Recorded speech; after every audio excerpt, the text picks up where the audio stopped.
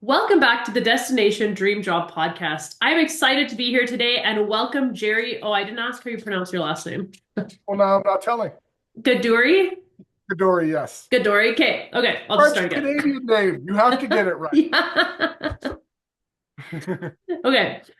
Welcome back to the Destination Dream Job podcast. I'm excited to be here today and welcome Gerry Gadoury. He is a #1 best-selling author of Destination Employer who has spent almost 30 years building teams. His passion is teaching startups, early-stage businesses, and small and medium-sized businesses on how to be the type of organization that top talent doesn't want to leave. Thank you so much for joining me today. Thanks for having me. It's great to be here.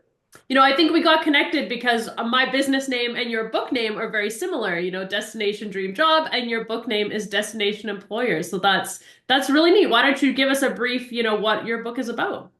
Sure. So I've grown up mostly in the technology services area. And one of the things I learned early on, and this is probably different from services to product, is part of the value of a services company is its bench of its core talent. And yet, service companies typically struggle in how to not only attract great talent, but keep them. And so the book is really about how small businesses, again, predominantly technology service, but not exclusive, can better be able to draw people to them, keep them in the team, and be high performing throughout that period. Nice. Yeah. I think that's so important for, employees and employers to feel like it's a good fit within the organization and feel like because people are happier if they enjoy working with the people they're with.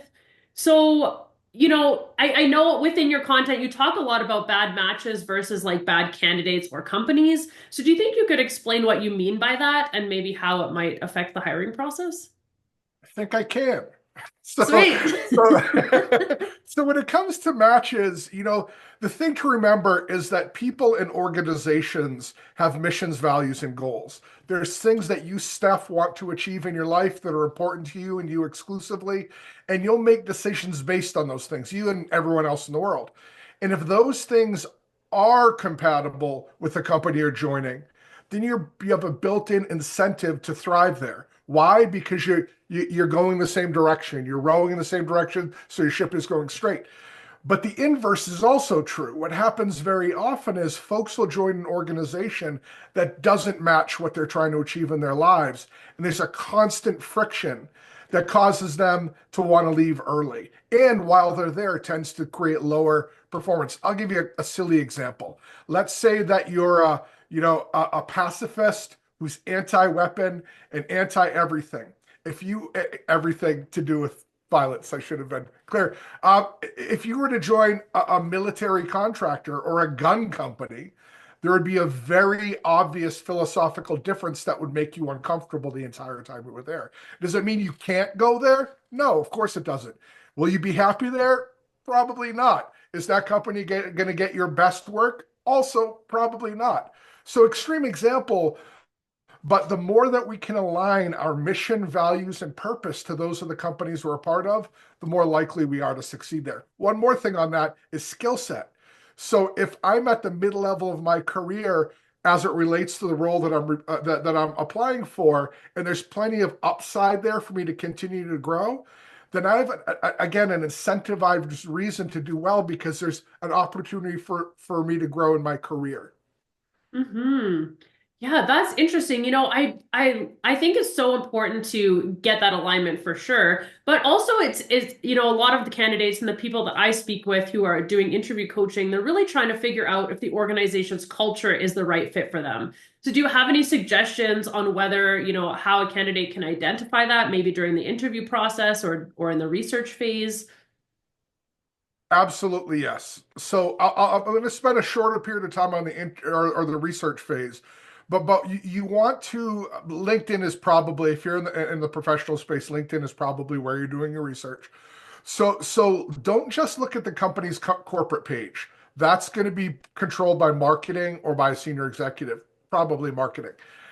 Look at the if you know the name of the person you're going to be reporting to, if you've gotten that far, look at their LinkedIn profile. Look at the profiles of the people and the team you're going to be on and see what they're like. You're going to see a cleaner picture of what the culture is there.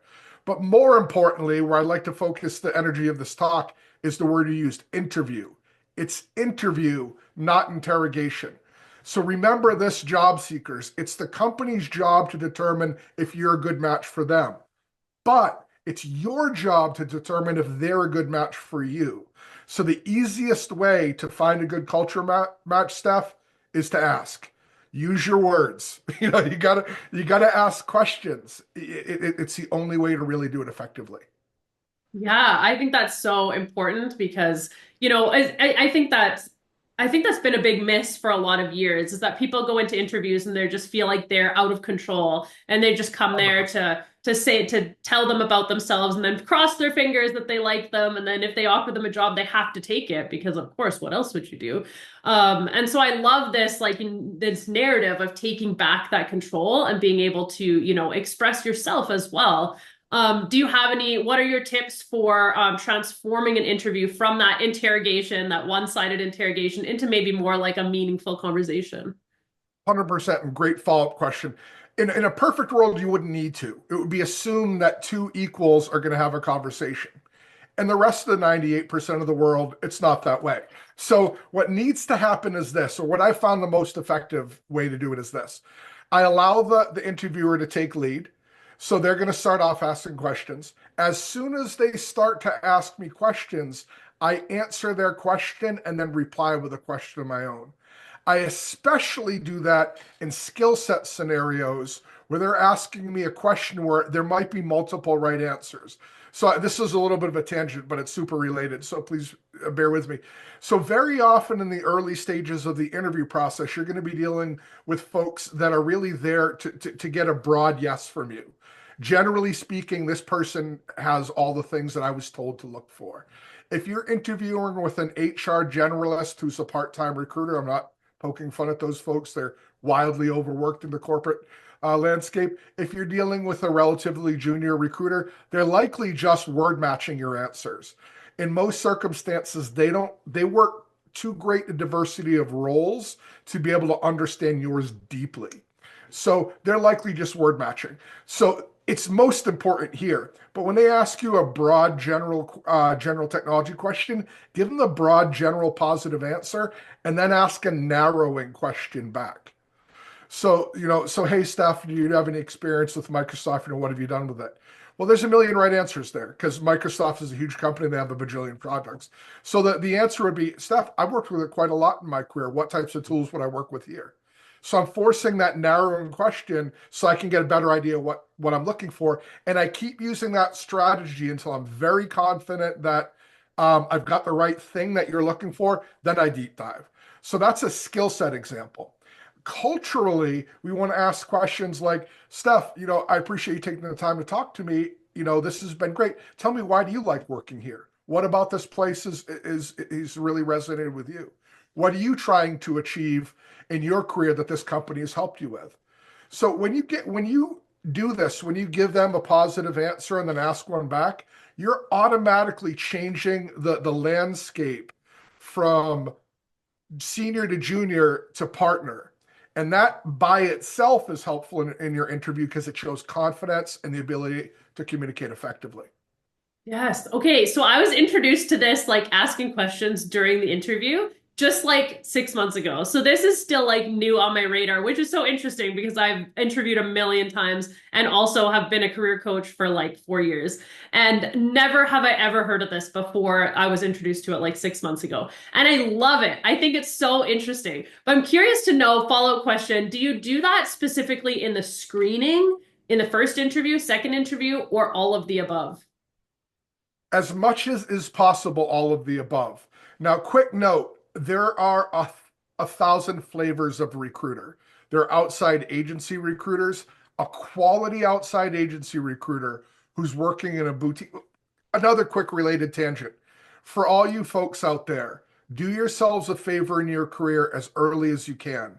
Develop a relationship with 3 to 5 good recruiters in your niche that either focus on your skill set or focus on your business vertical and maintain those relationships throughout your career. Spend the time to make sure they understand the types of things that turn you on, the type of thing that turns you off, and what type of stuff to call on. That way, when you're looking for a job, you're moving in circles with known entities. Over time, like any other relationship, some will blossom and some will fade. When they fade, replace them with another person. That's huge. But circling back to my point, if you are, for example, a technology consultant and you're getting a call based on your resume on one of the job banks or your LinkedIn profile, that person may well be doing a quick screen and they have like 40 seconds to determine if there should be a next step. They're not going to be chatty. So find out what you can, answer their question. And here's another thing, and this might be a hot take. Not everybody agrees with me, and that's okay. They're entitled to be wrong. No, I'm just joking. And that's this. Um, you want, without being disingenuous, you want to get as far in every interview process as you can. Because one of the things I've discovered doing this for as long as I have, both internally and externally with companies, is that a lot of interviewers are not great or even good. They're actively bad. So what happens very often is that interviewer focused on whatever their agenda is. I've got to see if Steph has these three skills. If she has these three skills, I'm sending her on to the second round. So whatever it is, whatever their agenda is, they're hyper focused on that. So being hyper focused on that agenda, they're not doing the other half of their job, which is making Steph want to take the next step.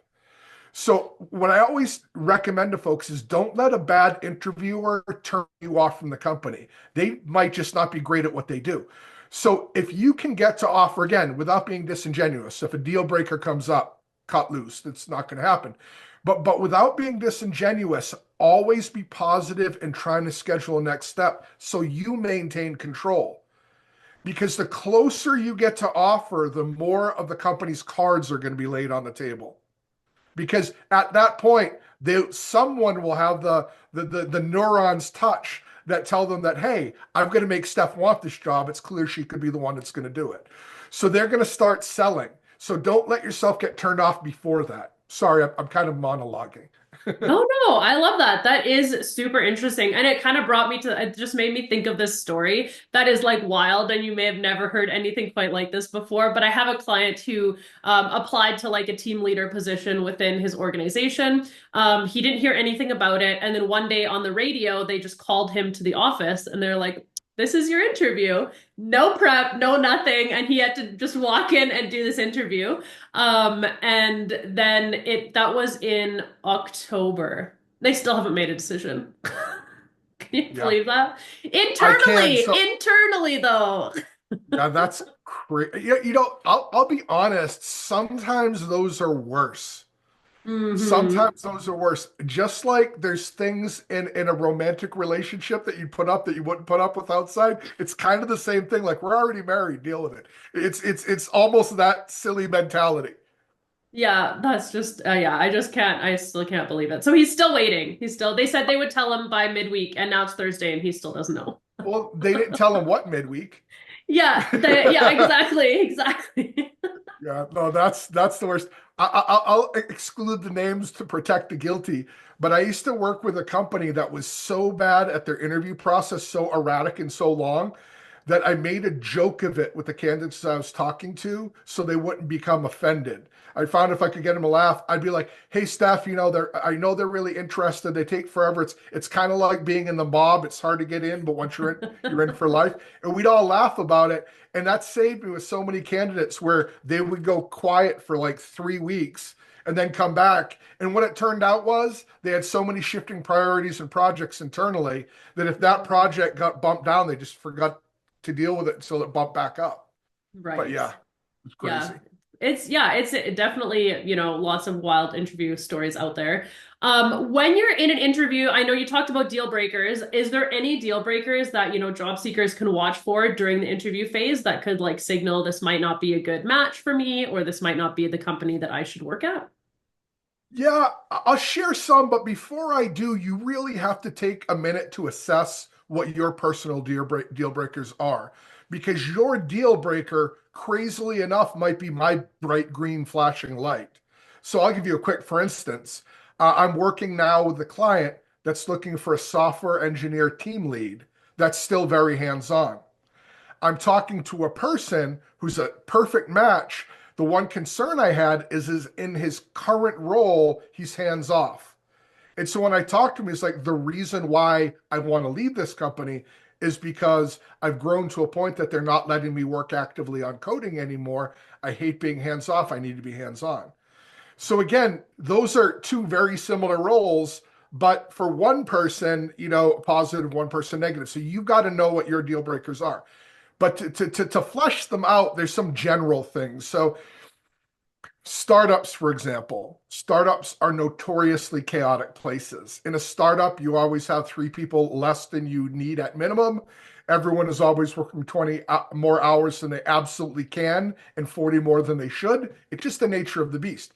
So when you're talking to someone in a startup and they say things are erratic here, that makes sense for the business stage that they're at. It's not a secret that that's the way in the majority of startups. So if you knowingly go into that space, you have to accept that this is the way that things are here.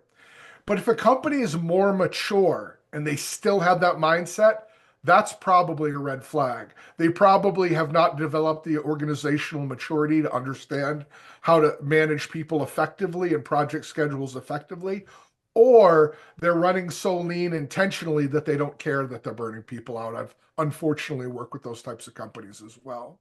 The other real quick thing on that is some of these things are industry dependent. So if you were to tell a software developer that they have to expect that they're going to work most holidays, that's crazy town for them. If you were to tell an aspiring nurse, doctor, EMT, police officer, or fireman they have to work most holidays, well, that's the way that job is. Yeah, I think that's a great point, is really figuring out what's important to you. And when I talk with my clients and they're like, what questions do I ask at the end of an interview, at the end of an interview? Now we're going to say during the interview. I always bring it back to, well, what's important to you? What do you care about? What do you actually want to know? Because then I can bring that authenticity into it and make sure that they are finding a company that is a good fit. Yeah, and you know, part of it is trade-offs. So again, I'm going to circle right back to the beginning. There are far more bad matches than there are bad candidates and bad clients. So if you, for example, are seeking to achieve something, but you're also the primary breadwinner for your family, so you need to be working right now. If you can go work at a company that, yes, expects you to work 10 more hours than you would like per week, but is affording those growth opportunities, that trade-off may make sense for you, and it may not. It's not a judgment of you being a good or bad person. It's a judgment of whether the trade-off of the extra time in our example is worth what you're gaining from it. So there are legitimately toxic environments. That's a hard truth, but there are far, far, far fewer of them than there are people who are in the wrong environments, the wrong cultures for them. And that's Mhm. really what it's both parties' responsibility to understand. Yeah, I think that's great. And that's really what on the job seeker side, people really need to start thinking about that more, because then it's always a risk to jump to a new position. Like if you're currently employed and you're like got an offer, or you applied to a job and you jump to a new position, it's always a risk. I mean, I work with a lot of people who've been laid off. They moved around, they're like, oh, I thought this was going to be so great. And then 3 months later, they're like, oh, I was laid off. And so it's always a risk. And so making sure that you bring those questions into it so that you can really find out whether or not this is going to be, a good stepping point in your career, a good, stage to get to the next stage of your career. I think that's really important. And being able to bring those questions into the interview works out. Yeah, it just creates more of a conversation and allows you to get more research done.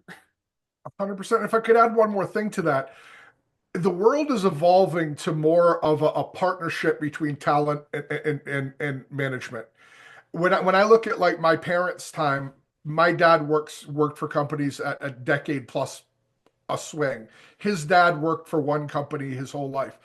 My son works for a company for about 2 years. It changes much more quickly. That puts a lot more responsibility on the individual to plot their own career path and accept and embrace that change happens. So it becomes more important to develop the skills that we're talking about today. And as part of that, to understand that that is the reality of the marketplace. One of the worst things you can do as a job seeker, this is going to sound counterintuitive, is to spend too much time on LinkedIn reading about all of the horrible job experiences people have had and all the horrible interview, borderline crimes that people have experienced. Not because you want to be a naive child stepping into every new interview, but because you don't want to take the trauma and head trash not only from your own past, but from that of the collective mind trust of LinkedIn with you to every interview. Because what you will do is you will find menace behind every smile. You'll find a weird angle behind every question, and you'll kill your own chances. That's so true. I mean, people who are experiencing really negative experiences typically are more vocal about them because I know a lot of Yes. my clients, when they have a positive experience, oh, I just got hired, then they're like, peace out, LinkedIn, like, Yeah. and they're not See you posting again in about 4 years. it. Exactly. So absolutely, I think that's true. And I think, to that point as well, is sometimes you might see more negative posts on LinkedIn or whatever platform than positive posts. And that doesn't mean there's not a lot of positive stories. I mean, the job market is still really strong and, people are getting jobs all over the place. And so I think that is just not shown as much on the LinkedIn platform, especially right now. Yeah, I completely agree. And culturally, we seem to be in a place where we focus more on the negative anyway. Yeah. And the tragedy is, again, and I'm not saying that there's not scumbags out there. I'm not saying there's not bad companies. For sure there are. There is also bad candidates and bad employees. There's bad people Mhm. out there. But if we allow ourselves to be hyper focused on the negative, we move away from the positive. So again, I'm not suggesting you're naive. I think what I've described so far is the inverse of that. You want to learn as much as you can, make an educated decision, but taking that trauma forward, it's just keeping the trauma with you. It's making it Mhm. less likely you're going to achieve the goals that you're looking for. Mhm. I'm curious to know, what is your opinion on the forecast of the 2025 job market? So if you would have asked me that in November, I would have given you a much uglier answer than I'm going to give you now. I've seen in the last 6 weeks more interest, action, and activity than I have in the last 8 months. There is anecdotally, I don't have empirical evidence of this, but there's just a lot more activity, predictably, in the smaller businesses first and needing to hire. The thing to remember is we had a bit of a perfect storm through 23, 24, 25. We obviously had the pandemic that flipped the table for everybody. We had the increased inflation, which in the American markets caused the interest rate changes. Again, I work predominantly in technology. Technology is extremely susceptible to interest changes, but it changed enough that it changed two super important practices, ZERP and blitz scaling. And when that happened, that's why you started to see all these mass layoffs. A lot of folks don't realize the huge amount of fat that most technology companies were carrying. I know he's persona non grata these days, but allow me to mention his name.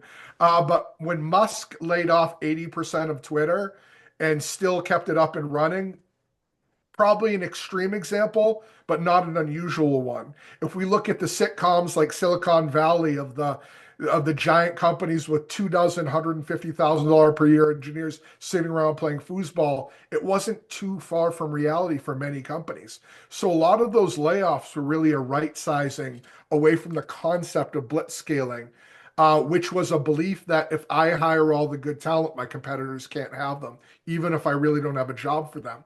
So what happened was a lot of people cut a lot of folks a lot of different ways and they came on the market. It created a glut. Obviously, the presidential cycle in the United States always throws things up in a tizzy, and this was the most contentious one that I know in my 53-year lifetime. Then on top of that, you had the AI stuff. AI, like every other big change, it's hype cycle for a long time until it's not. People are realizing that we're probably further out than they originally thought. All those things combined, worst 2 years in technology that I've seen. Where we are now, I'm seeing a big uptick in action and activity, again, mostly in technology and government spaces, which is where I work. So I would say I'm looking rosy. Awesome. That is great to hear. I have in a less detailed way, I have seen the same thing as well. I love the information and the data you brought to it. I think that's great. I've definitely seen that.